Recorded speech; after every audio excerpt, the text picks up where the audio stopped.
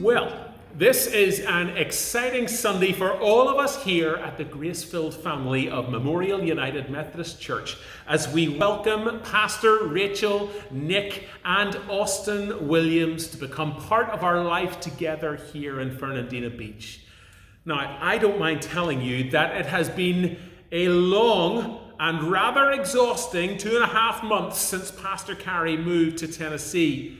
Our whole staff team have been working flat out to ensure that those interim weeks ran as smoothly as possible. And I think it's fair to say that they have done an outstanding job. So, Rachel, this is for you. Today, whilst this is a very exciting moment in the whole story and life of Memorial United Methodist Church, it is equally relieving for our current staff team to have you come on board. We are so glad that you are here. But what to say on this first Sunday of a new chapter for you and for your ministry and for the ministries of this church? Now, each time I have the opportunity to preach in a new pastor or a church staff team member, I can't help but think all the way back to my first weeks as the new youth and children's director at First United Methodist Church of Port St. Lucie here in Florida. The senior pastor at the church had gone all out and laid her reputation on the line by asking her staff pastor parish relations committee to say yes to her hunch that the next youth director at their church should be this young guy from Northern Ireland that they had never met, never heard of. They decided, for some reason, to trust her judgment. And late in May 2003, 20 years ago, we arrived to get started on that work.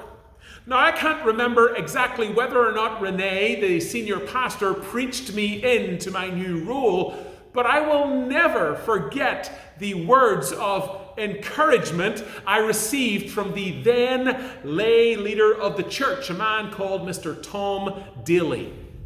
It was at the first SPR meeting of my time there, and I had been invited to come along and to meet the staff parish committee. Now, I was young, I was naive, and I had no inkling that anyone would ever have reason to hope for or expect anything but the best from me. You see, I'm not one who's naturally given to being suspicious of people, but Tom, in all of his years and experience of life, had clearly developed an ability to be suspicious first and trust later. We were sat around these large tables with me positioned directly opposite the lay leader. And as the section on the agenda labelled Welcoming New Youth Director came to a close, Tom decided that his moment to build up and encourage the new youth director, also known as me, had arrived. He looked at me from across the table, pointed his finger at me, and started to speak. Young man, I knew it was going to be good from then. Young man, I want you to know just how much trust and faith our pastor has put in you and your ability to succeed here. She has put her neck on the line. She has bent over backwards to get us to believe that you're the right person to get you here to do this job. And we have placed our trust in her wisdom. You better do all in your power to make sure you don't mess this up. Whew. Now, ultimately, I did do all in my power to make sure that I didn't mess it up. Perhaps I was frightened into succeeding. We enjoyed 3 wonderful years at that church, and honestly, Mr. Tom Daly turned out to be one of the most godly, wise, and gentle church leaders I have ever had the privilege to work alongside. But I must say that as far as words that encourage and build up go, I've received some good ones, and Tom could have done better that night. Perhaps he could have taken a lead from the Apostle Paul's approach, some of which we have just read in this passage from 2 Timothy chapter 1. Yes, placed right at the beginning of his second letter to the young pastor. Paul, as he does so in many of his pastoral epistles, he starts out with a word of warmth and love, and with a deep understanding that Timothy, the young pastor, can do the work that he is called to. So what do I say to Rachel on this first day of a new chapter in the story of her ministry?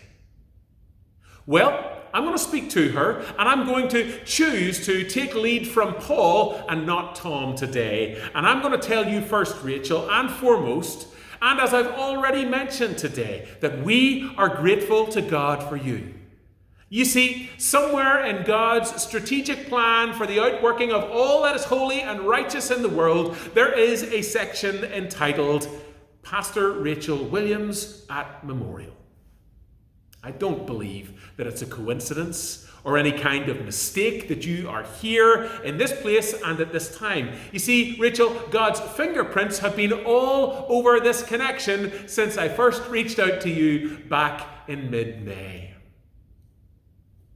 I'm also going to take a lead from Paul when I say to you, Rachel, that we believe and know that you come to us in Fernandina Beach with a sincere faith. That faith has been evidenced in your testimony, part of which you shared with our own staff parish committee when they met with you in July, other parts of which we'll hear in the months and years ahead. It has also been evidenced in your commissioning as a deacon in the Florida Conference of the United Methodist Church. Your call and your faith have been tested. And together, as a conference family, we are journeying with you towards your ordination. What a moment that will be. And just as the Apostle Paul recognized the faith of Timothy's mother and grandmother and its influence on Timothy's life and ministry, well, we also recognize that your sincere faith, Rachel, is evidenced by the fact that you are a PK. That means pastor's kid for those of you who are not in the know. You see, I believe that anybody who has grown up in parsonage life and who has chosen to say yes to their own call to ministry is evidencing sincere faith. You've seen how the sausage is made and you still said yes. We recognize this sincere faith in you. And I say to you today, Rachel, that it is going to make for a great match. Because this church is one that is made up of people who are also evidencing sincere faith every day as we live out our calling together. In verse 6 of this reading, Paul continues his word of encouragement to Timothy by suggesting that Timothy rekindle the gift of God that is within him through the laying on of Paul's hands. You see, there has been a moment in Timothy's life as he responded to God's call. And as that call was recognized by Paul and by others, this moment when Timothy has been prayed over. Paul and the others have laid their hands on Timothy. They have prayed for him and they have sent him out into the world to minister faithfully. There has been a recognition of Timothy's gifts for ministry. There's been an affirmation of his calling. Rachel, your gifts for ministry have been recognized by the grace-filled family here at Memorial. And in the same way that Paul urged Timothy to rekindle the gift of God in his life, that is to keep the fire burning in the midst of ministry, which can be busy and distracting. In that same way, Rachel, I'm urging you this morning to keep the fire of your own faith and passion burning, by drawing close to God each day in a way that is going to sustain you and your calling, both in the very best days of ministry here and also in those days when you wonder how you're going to keep going. As far as I can tell, one of the gifts of for ministry that you bring here is your heart for discipleship and for justice ministries. Rachel, I say to you today, rekindle that gift so that it might burn bright among us. You also come here, like I've said already, as a deacon of our church. And part of your calling is to be one who helps build a bridge between the local church and the world and community around it. Rachel, rekindle that gift so that it might burn bright among us here at Memorial. You also bring the gift of deep love for God and for our calling in the world as United Methodists. We are in times when we need you to rekindle that gift so that it might burn bright among us here. As your ministry starts here, and if your experience is in any way similar to mine was when I got here in 2018, then you're going to learn in the coming days that things move really fast here at Memorial and that we get an awful lot of amazing things done together. It's true. In my earliest days here, there were moments when I would go into my office, close the door, sit in a soft seat, close my eyes, and wonder for a few moments just how on earth I was going to keep up with it all. In those moments, I would also question if I was in the right place at all. Quite honestly, in those times, I was scared. Scared that I wouldn't keep up and that I wasn't in the right place. And so, Rachel, for days when it starts to feel a similar way for you, I want to give you these words that Paul gave to Timothy, reminding him that God did not give us a spirit of cowardice, but rather a spirit of power and of love and of self-discipline. Rachel, on the days of ministry, when you wonder if you have enough to give, remember what God gave you first. A spirit of power, love, and self-discipline. And that it is by this grace and by the gifts that God has given you that you are going to have all that you need every single day. It's not a mistake that you're here, Rachel Williams. This has not happened by coincidence. To use another biblical phrase, you have been called for such a time as this to Memorial United Methodist Church in Fernandina Beach. And by the leading and by the grace of God, great things will happen here in and through your ministry. But as much as this sermon has been written to preach you in, Rachel, it's not only a sermon for you. This is also a sermon for everyone who's watching along right now, everyone who is gathered in these moments. And yes, that means you, church. You see, I'm also profoundly grateful for you. And I'm reminded of the depth of sincere faith that exists right across this congregation. As you sit here together today, both collectively and as individuals, whether you're in person or virtual, I want you to be encouraged as you hear me say that I recognize your deeply rooted faith as it is evidenced in your willingness to always roll up your sleeves and be part of what God is doing here. As it's evidenced in your lives of prayer together for the good of this community, for this world, for this church family.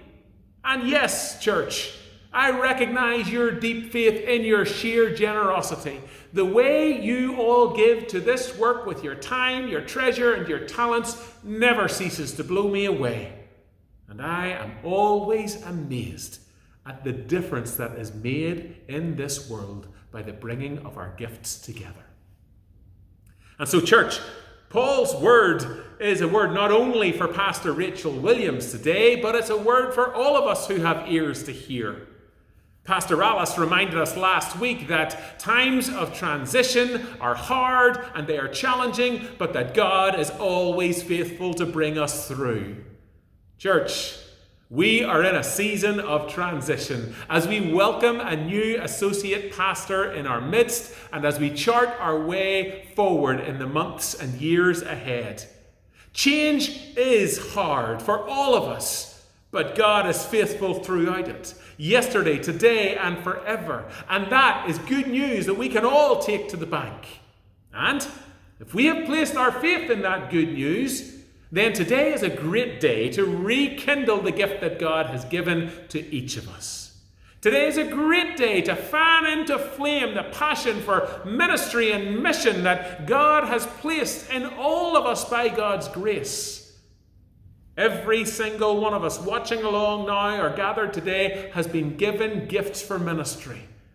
There are some of us who have forgotten that or who just haven't realized it yet. There are some of us who have stopped using those gifts, choosing to let them gather dust on the shelves instead. But what better a time than the beginning of a brand new chapter in our church's story? What better time to make a response to this word that would have us making in faith a recommitment to dust off the gift that God has given and to use it wholly and fully for the building of God's kingdom and for the glorifying of God's name in Fernandina Beach and so much further beyond. Isn't that the kind of work that you want to be a part of? Isn't that the kind of call that you want to answer? Gosh, it is. It's for me. I want to answer that call. So why not do it today? Why not respond to God in faith by making the choice right here, right now, to rekindle the gift that God has given you and to use it for the ministry that God has called you to? Why not respond to God in faith today by refusing to be shackled by the fear of what might go wrong and instead be reminded that all of us here have been given by God a spirit of power and of love and of self-discipline, and that all the things that we might dream and envision or imagine for ministry here at this place, all of them are possible. This is an exciting day for the Grace-Filled family at Memorial United Methodist Church in Fernandina Beach. Not only because we are welcoming a new associate pastor among us, as exciting as that is, but also because we are celebrating the gifts that God has given. And we are presented with an invitation once more to rekindle those gifts and to use them for the glory of God. Oh gosh, I'm excited. Pastor Rachel, I hope you're excited too. And church, I hope you're also excited and ready to join in with God's work this day and every day going forward. How do we do that? By prayer, by devotion to God, and by the willingness to say yes to that which God is calling us to. When we're called to join in with a mission or ministry, wherever it is, it involves saying yes to that. When we're called to give to support the ministries of this church, it's saying yes to that. When we're called to spend time in prayer with one another, to connect with one another in this church, it's saying yes to that. I wonder today, as we reflect on the words of an apostle given to a young pastor thousands of years ago, and as we celebrate the beginning of a new ministry here in the life of Pastor Rachel Williams, I wonder if we'll hear that call too, if we will dare to rekindle the gift that God has given, and to be reminded once more that we have been given a spirit of power and of love and of self-discipline, and that through our yeses and by God's grace, all things are possible. In the name of the Father, and of the Son, and of the Holy Spirit. Amen.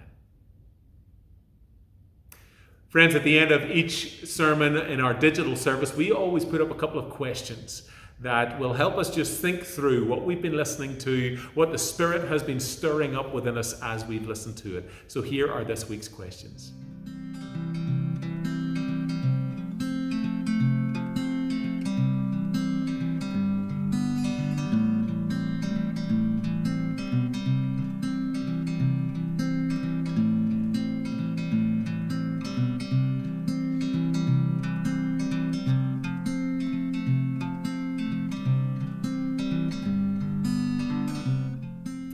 And my friends, that brings us to the close of our digital worship service. As always, we are grateful for you, and we are so thankful that you join us in this way each week. We hope that you have been blessed and you have known God's presence close as you worshiped with us in this digital service.